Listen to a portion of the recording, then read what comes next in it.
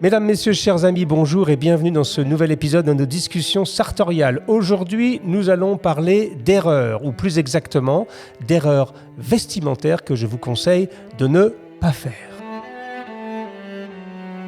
Quand je parle d'erreurs à ne pas faire, je ne vais pas adopter comme certains de nos collègues ou de nos concurrents. On n'a pas vraiment de concurrents sur YouTube, c'est plutôt des collègues en général, mais il y a beaucoup de chaînes, notamment en langue anglaise et de blogs, qui ont tendance à être très dogmatiques dans leur approche, c'est-à-dire à vous expliquer qu'il ne faut absolument pas faire ci, qu'il faut absolument faire ça, avec des règles extrêmement strictes, etc. Donc ici, ce n'est pas l'esprit des discussions sartoriales, comme vous le savez, si vous suivez cette chaîne depuis un certain moment, ou si vous êtes nouveau ici, l'idée de toute cette chaîne, c'est justement de partager notre expérience, mais en aucun cas de vous imposer des dogmes, parce que l'art vestimentaire, la démarche sartoriale, ça doit rester avant toute chose un plaisir. Mais je vais quand même partager avec vous le fruit d'une bonne quinzaine d'années d'expérience, et donc je vais partager avec vous les erreurs que moi j'ai pu faire, et surtout les erreurs que j'ai le plus fréquemment observées chez certains gentlemen, notamment au début de leur démarche sartoriale.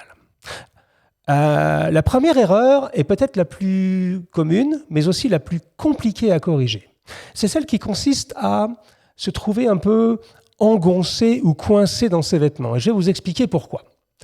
Bien souvent, de nombreux jeunes gens, quand ils découvrent notre chaîne ou notre blog Paris & Gentleman, ou s'ils commencent à lire les livres de Bruce Boyer ou d'Alan Flusser, ou toute la littérature, ou à se passionner tout simplement pour le sujet, ont tendance à ne pas y aller progressivement et à passer sans transition d'un mode vestimentaire extrêmement décontracté, ce qu'on voit dans la rue, sweatshirt, t-shirt, jeans, basket, hoodies, et à aller directement vers des costumes 3 pièces. Et ça, c'est une erreur qui est très commune. Alors, c'est une erreur de passion, je comprends. Moi-même, je suis tombé dans la marmite il y a une quinzaine d'années maintenant, et j'en ai fait trop, tout de suite. Et je me suis trouvé assez vite dans des situations où j'étais un peu engoncé dans mes vêtements. Et quand je dis engoncé, c'est d'ailleurs presque un euphémisme. Certaines personnes, et moi-même le premier, même à certains égards, j'étais parfois même coincé un peu. Je donnais l'air d'être un peu rigide dans les vêtements. Je vous rappelle que la première règle de l'élégance, c'est la nonchalance. C'est facile à se souvenir, parce que ça rime. L'élégance, c'est la nonchalance, c'est-à-dire le fait de se sentir bien dans ses vêtements. Le contre-exemple, ou plus exactement l'exemple parfait de ce qu'il ne faut pas faire, je vous conseille de le trouver par exemple dans un film de James Avery. Alors c'est le film préféré de Sonia, alors je vais essayer de me souvenir du titre exact. Je crois que ça s'appelle Room with a View, donc une chambre avec vue, qui a été tournée au milieu des années 80, 1985 je crois, par James Ivory. Donc James Ivory, c'est ce réalisateur britannique, et avec ce personnage génialement interprété par Daniel Day-Lewis, qui au passage est un acteur extraordinaire, et c'est le personnage de Cécile. Alors, ce personnage, c'est l'archétype de l'aristocrate britannique qui est parfaitement habillé. Enfin, ses cols de chemise sont parfaitement abidonnés. D'ailleurs, au niveau vestimentaire, c'est un peu les précurseurs de Downton Abbey. C'est assez bien fait. Les tenues des hommes sont très bien réalisées. C'est très classique. Le héros principal, qui est le beau gosse, qui est amoureux de la fille, mais qui malheureusement n'est pas assez bien né pour l'épouser, est également très bien habillé. Mais Cécile, lui, tout est parfait. Mais il passe ses journées à vérifier sa cravate, à vérifier s'il n'y a pas un petit peu de cheveux sur ses revers, à toujours réajuster ses binocles qu'il porte directement sur le nez. D'ailleurs, il y a une scène absolument mythique dans ce film quand il veut tenter d'embrasser pour la première fois sa promise, puisque comme elle est amoureuse de l'autre mais qu'elle n'a pas le droit de l'épouser, elle s'est finalement résolue à épouser cet aristocrate, et il va pour l'embrasser sur la bouche, et ses binocles évidemment tombent, et c'est un désastre au niveau du baiser. Voilà, donc c'est l'archétype de ce qu'il ne faut pas faire. Ses vêtements sont très beaux, tout est très bien ajusté, mais il est engoncé et il est tout sauf naturel. Donc, premier écueil à éviter, mes amis, absolument, ne pas être engoncé. Sentez-vous à l'aise, c'est mieux d'en faire un petit peu moins. Allez-y progressivement. Sentez-vous bien dans vos vêtements, sentez-vous bien dans votre veste, et n'ayez pas l'air d'être endimanché, même s'il n'est pas interdit, bien au contraire, de s'habiller le dimanche. C'était donc le premier piège, même, j'allais presque dire, plus qu'une erreur à éviter. Ensuite, nous allons rentrer dans une liste. Alors, j'ai 11 items en tout, donc 11 éléments à partager avec vous. Donc, le premier, c'est ne pas être trop coincé. Et certains vont être des éléments plus, de goût personnel et de mode, c'est-à-dire de choses que j'observe, des tendances que j'observe aujourd'hui dans la rue et qui ne me plaisent pas, ou en tout cas qui ne correspondent pas à ce que moi je comprends du style classique, et des choses qui sont, alors là, qui tombent sous le sens, qui sont presque du sens commun. Donc, je vais essayer de les mélanger pour que tout ceci vous soit utile, mais vous soit également agréable à écouter. Alors, la deuxième erreur, c'est, on la voit quasiment, alors c'est pas quasiment d'ailleurs, je ne sais pas quelle chaîne de télévision vous regardez. Moi, je regarde un peu les chaînes d'infos de temps en temps. Je regarde CNews, par exemple, où d'ailleurs, ils ont fait des efforts. Ils ont tendance à porter des cravates, à être un petit peu mieux habillés que la moyenne.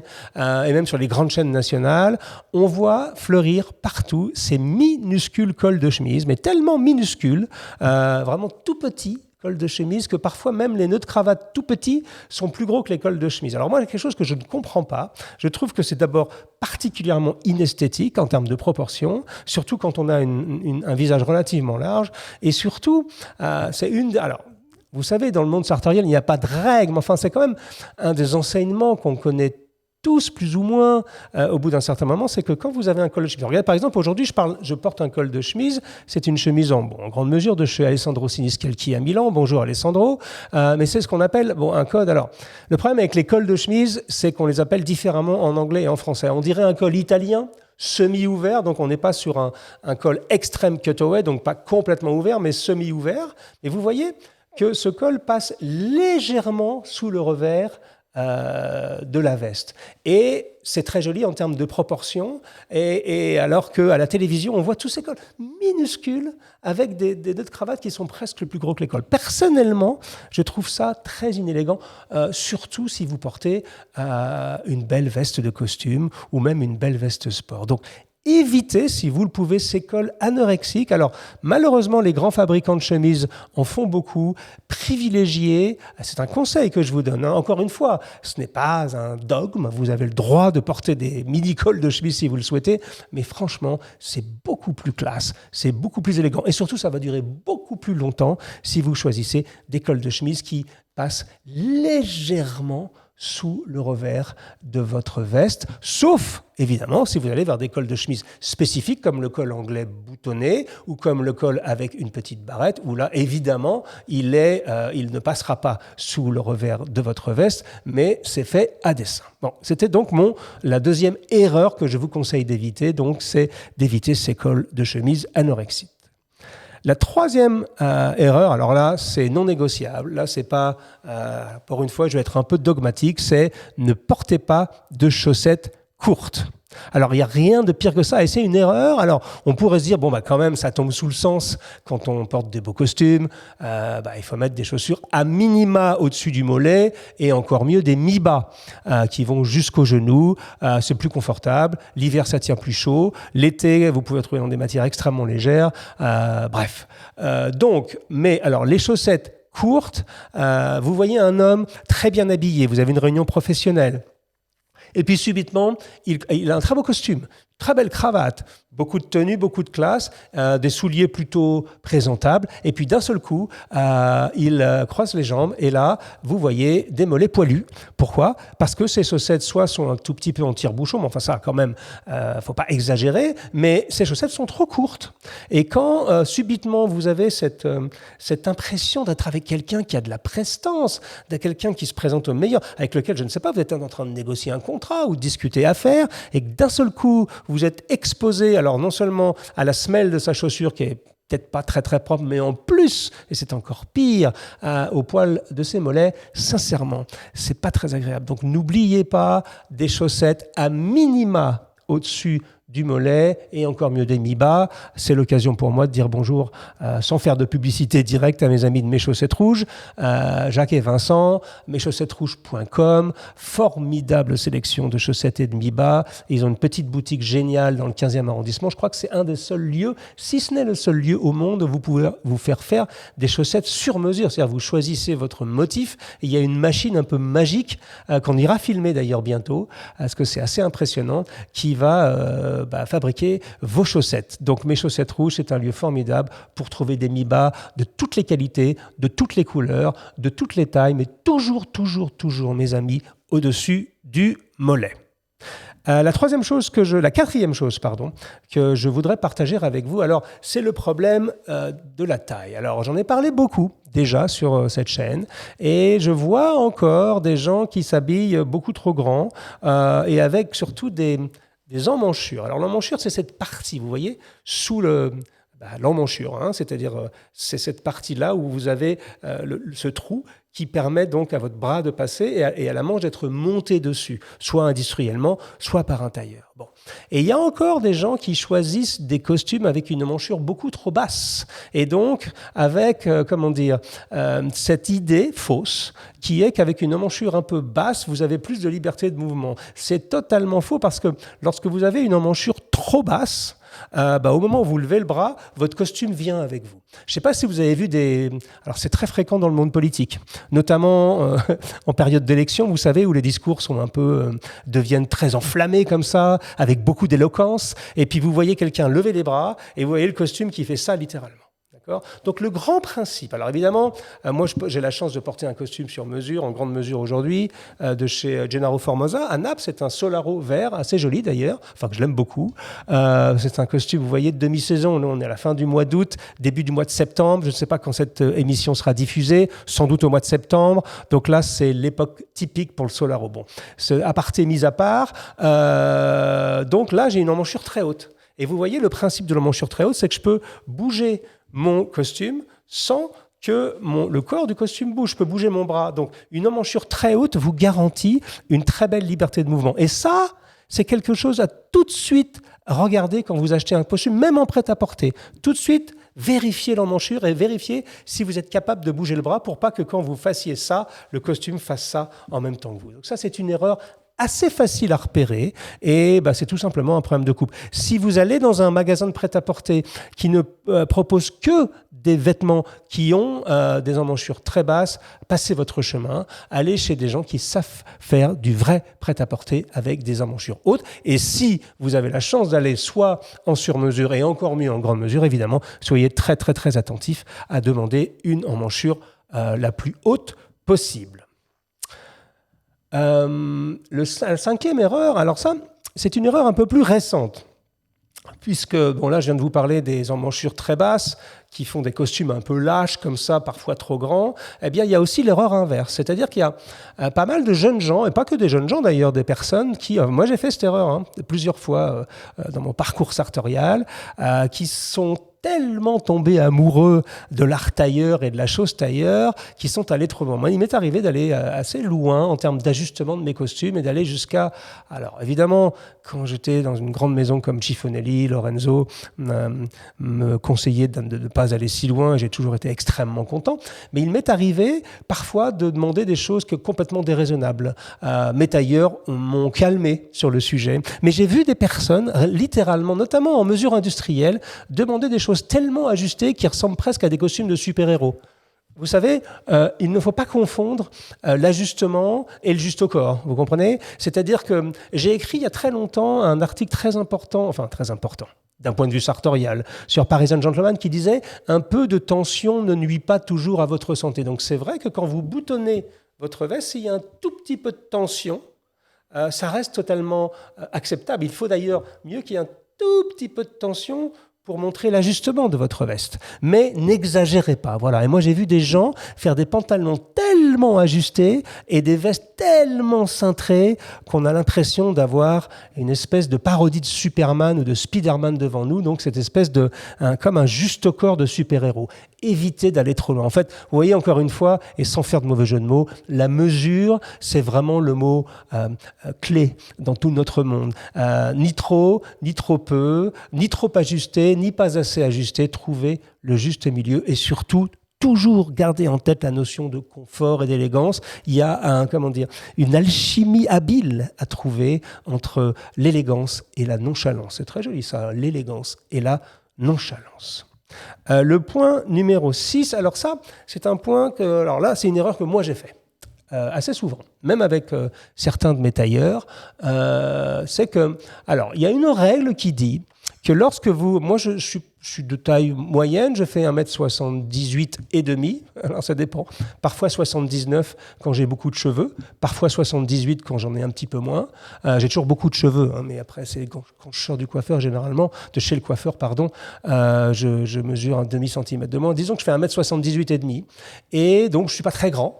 Je suis de taille normale et il y a une règle qui a été édictée par Alan Flusser, Dressing the Man, donc toujours notre Bible à nous, le livre que je vous conseille à tous d'étudier avec le True Style de Bruce Boyer. Ces deux livres sont vraiment deux livres fondamentaux et qui expliquaient que on peut jouer visuellement sur la hauteur, sur votre taille, avec ce qu'on appelle le cran du revers. Vous voyez le cran là, ici, c'est cette partie où c'est un cran littéralement, où l'anglaise et la contre-anglaise qu'on appelle, où les deux parties du revers se rejoignent.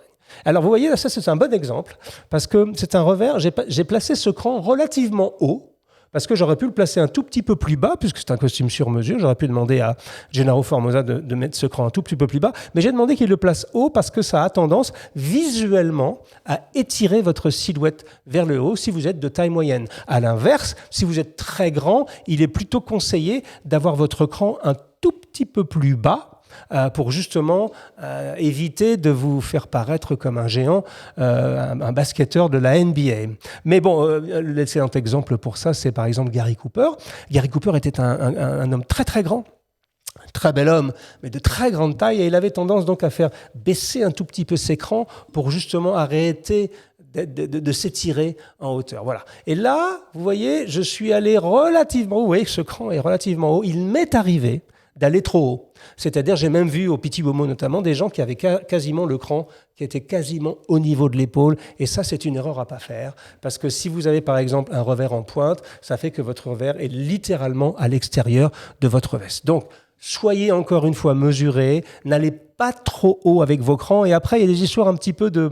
J'aime pas le mot tendance, mais il y a des espèces de, d'esthétique temporelle.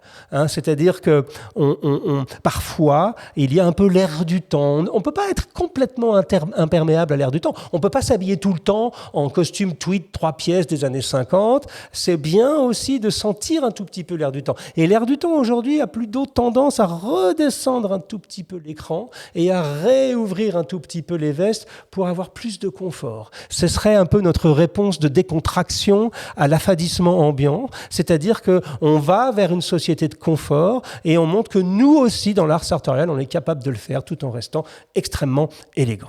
Donc ça, c'était le point sur ne pas aller trop haut et donc ne pas aller trop loin sur le fait de monter l'écran de vos revers si vous êtes de taille moyenne ou de petite taille. Mais ça reste une règle extrêmement utile pour gagner visuellement sur le plan vertical.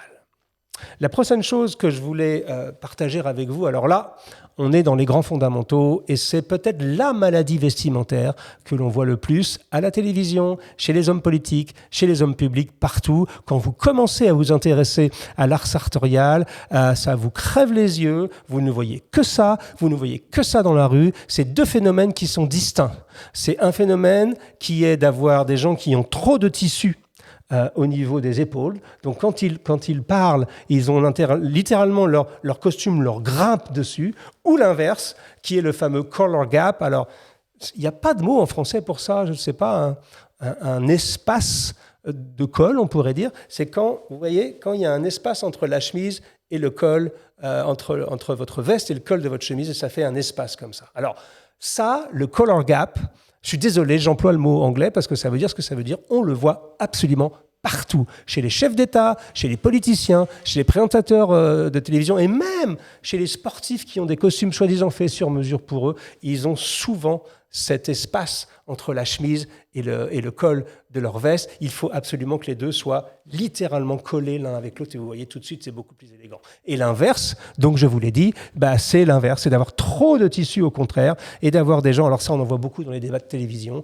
où les gens sont littéralement avec un amalgame énorme de tissu qui vient presque leur manger la nuque. Donc ça, c'est pas très compliqué. Vous êtes dans une cabine d'essayage, il y a 2-3 choses à regarder tout de suite, la hauteur de l'emmanchure et le fameux collar gap. Pas d'espace, s'il vous plaît, messieurs, je vous en supplie, entre votre veste et votre chemise. Et à l'inverse, pas trop de tissu au niveau des épaules. Donc ça, je vous le dis tout de suite, quand vous allez commencer à regarder ça, vous allez devenir obsédé. Moi, je suis obsédé par ça et je ne vois que ça. À chaque fois que je rencontre quelqu'un, même avec un très beau costume, les gens, parfois, font une erreur fondamentale. Ils ont l'impression que parce qu'ils ont un très beau tissu, parfois sur un costume très cher, un Super 180 par exemple, ça suffit pour faire un beau costume. Non, la coupe, c'est ce qu'il y a de plus important. Et on peut trouver de très belles coupes en prêt-à-porter.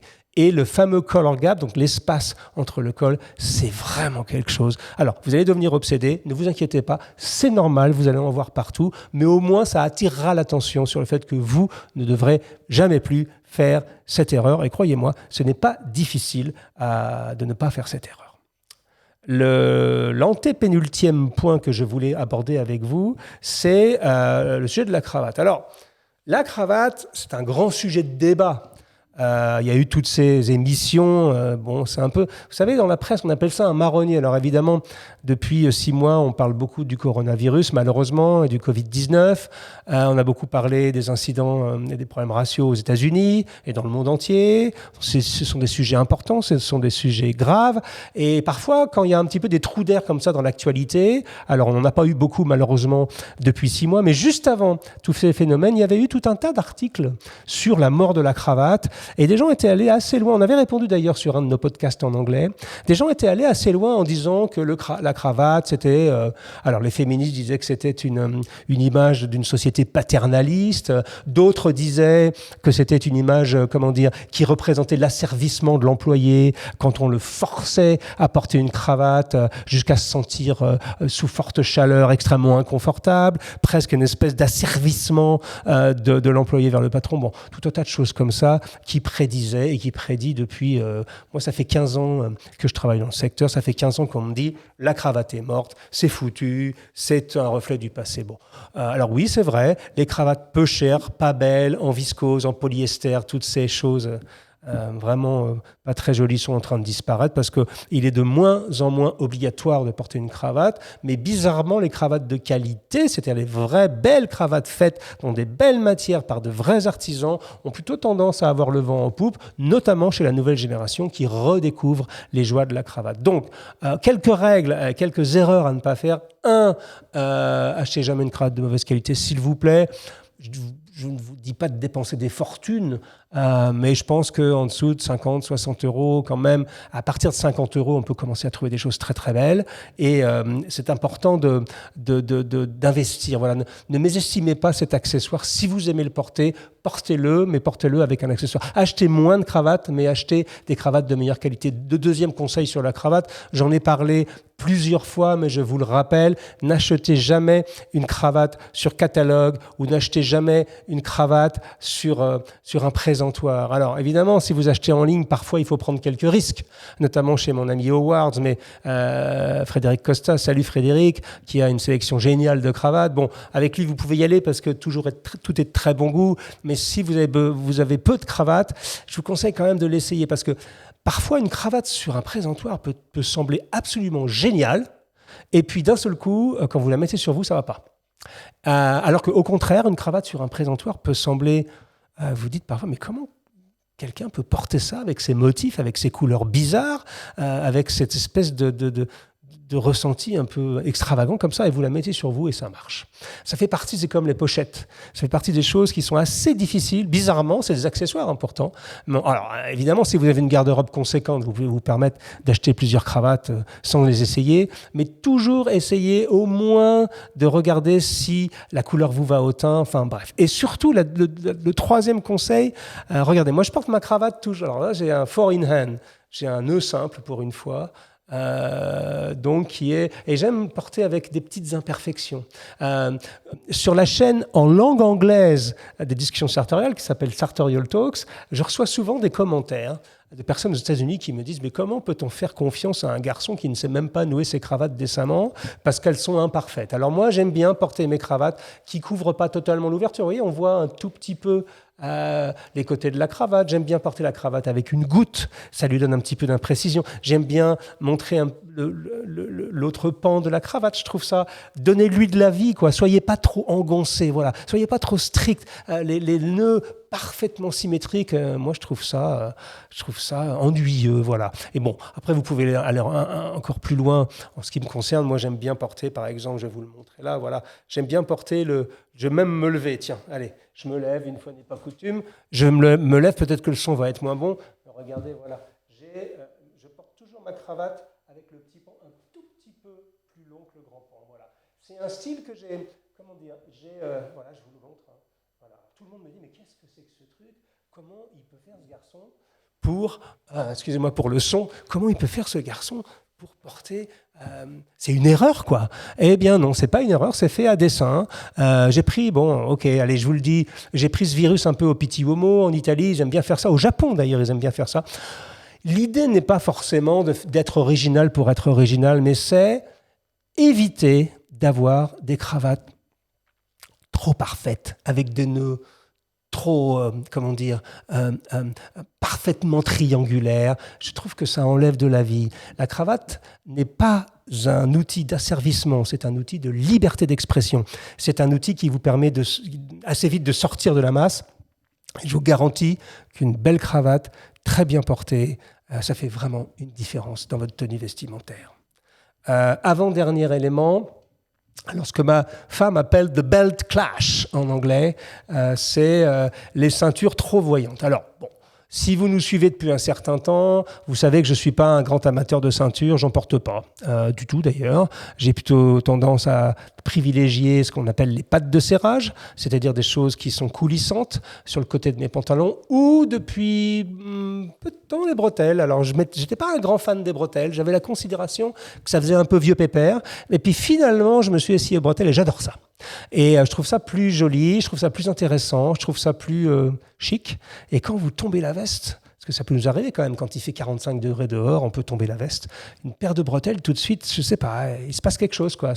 Surtout qu'on peut avoir des bretelles un peu fantaisie aujourd'hui. Alors je dis pas de mettre Donald Duck ou des bretelles avec des points jaunes, mais des jolis motifs paisley, vous savez, des jolis motifs, comment on dit paisley, le mot m'échappe, en cachemire, voilà, des motifs cachemire. Chez Albert Thurston en Angleterre, il fait des modèles de bretelles absolument géniales, de différentes tailles, de différentes couleurs, de différentes matières. C'est assez jouissif comme élément. Mais pour en revenir au problème de la ceinture, faites gaffe à ce que votre ceinture, faites attention, je deviens un tout petit peu familier, faites attention à ne pas à ce que votre ceinture devienne le centre de l'attention. Parce que la ceinture a deux problèmes. Et encore une fois, je demande pardon aux fabricants de ceintures. Il y en a qui sont très bons, qui font de très très bon travail et qui proposent des ceintures très belles. Je sais que beaucoup d'entre vous aiment en porter, mais enfin, il y a deux problèmes majeurs avec une ceinture. La première chose, c'est que si vous n'êtes pas, encore une fois, de très grande taille, la ceinture a pour effet de couper la silhouette en deux. Surtout si elle est très voyante. Si vous créez un clash visuel, la ceinture coupe littéralement votre silhouette en deux.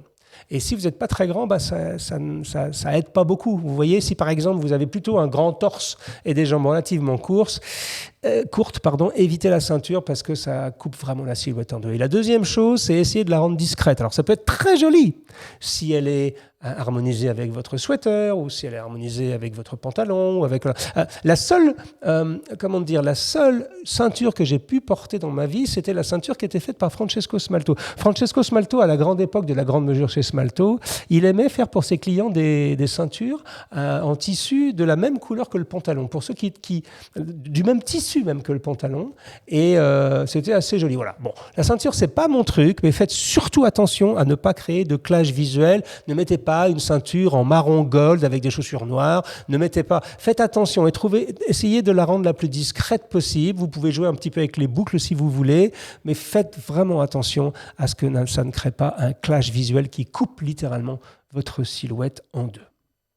Et le dernier écueil à éviter, alors celui-ci, j'ai dû en parler maintes et maintes fois, je vous le rappelle, j'aime bien les piqûres de rappel, c'est n'abusez pas des accessoires. Là aussi, j'ai dû le dire dans une dizaine d'émissions différentes, mais je le vois encore, On a soit les gens qui s'habillent pas du tout, soit les gens qui en font trop. Et malheureusement, je pense que la vérité se situe, comme dans beaucoup de sujets dans la vie, au milieu. Et voilà, faites attention à pas prendre trop d'accessoires. Si vous avez une montre à gousset avec une jolie chaîne, rajoutez pas une épingle à cravate. Et puis moi, à une époque, il m'arrivait de porter, je l'avoue bien volontiers, trop de choses. Une pince à cravate, puis une épingle à cravate, puis un mouchoir de poche, puis un petit bijou à la boutonnière, et puis une bague, et puis des bracelets, etc., etc. Tout ça, ça fait trop. Enfin, encore une fois, il n'y a pas de dogme là. Si ça vous fait plaisir de le faire, si vous êtes dans un environnement où l'extravagance est de mise, aucun problème, faites-vous plaisir. Mais mon conseil, c'est essayez toujours, quand vous sortez le matin, voir si vous ne pouvez pas plutôt enlever un accessoire plutôt que d'en rajouter un. J'ai eu l'occasion de le dire plusieurs fois, mais c'est un conseil que je réitère aujourd'hui auprès de vous, parce que c'est quelque chose qui, vous allez voir que le plus vous allez progresser vers votre élégance personnelle, le plus vous allez avoir soif de simplicité, cette espèce de nouvelle sobriété. Je ne parle pas de vin, je ne parle pas d'alcool, je parle de sobriété vestimentaire, bien que la sobriété au niveau alcoolique est extrêmement importante également. Je digresse, mais voilà, la sobriété est aussi quelque chose que vous allez découvrir petit à petit dans votre courbe sartoriale. Au début, vous allez en faire trop, c'est normal, faites gaffe, faites attention à ne pas devenir extravagant et trop coincé, et aller vers la sobriété petit à petit, et surtout vers cette nonchalance qui est tellement, tellement synonyme d'élégance. Voilà, c'était 11 idées. Alors j'espère qu'il y en a 11, hein, vous ne m'en voudrez pas s'il y en a 13 ou 12 ou 10, je pense qu'il y en a 11. C'est 11 idées que je voulais partager avec vous et peut-être vous donner un peu d'inspiration sur certains écueils à éviter. Notre prochain numéro que je vais enregistrer immédiatement après celui-ci, je vais juste changer de cravate pour l'enregistrer, sera consacré au sujet inverse, c'est-à-dire les choses que vous avez peut-être entendues ou les conseils qu'on vous a donnés comme quoi il ne fallait pas faire ci et pas faire ça, et que moi je considère comme erronés, c'est-à-dire les erreurs qu'il est complètement OK, qu'il est complètement possible de faire. Voilà, donc ça va être un numéro un peu sportif. Je m'attends à avoir beaucoup de commentaires, mais il y a des choses, j'en ai marre d'entendre des espèces de dictates édictés la grande majorité des temps par des spécialistes autoproclamés qui vous disent que si vous portez des chaussures marron en ville après 6 heures par exemple, vous allez aller à l'enfer des sartorialistes, et si au contraire vous respectez certaines règles de bienséance en société, comme ne pas ouvrir par exemple votre costume croisé jamais, vous irez au paradis des sartorialistes. Je ne pense pas que ces choses-là soient vraiment utiles pour nous. Donc notre prochain numéro, ce sera un numéro consacré à la liberté. Merci mes amis, à très bientôt. Merci pour votre fidélité. N'oubliez pas que nous avons une page Patreon qui nous a permis d'acheter beaucoup de nouveaux matériels et de monter en fréquence en production. C'est patreon.com/sartorialtalk. Si vous voulez soutenir cette émission, vous serez évidemment le bienvenu. À très bientôt mes amis. Au revoir.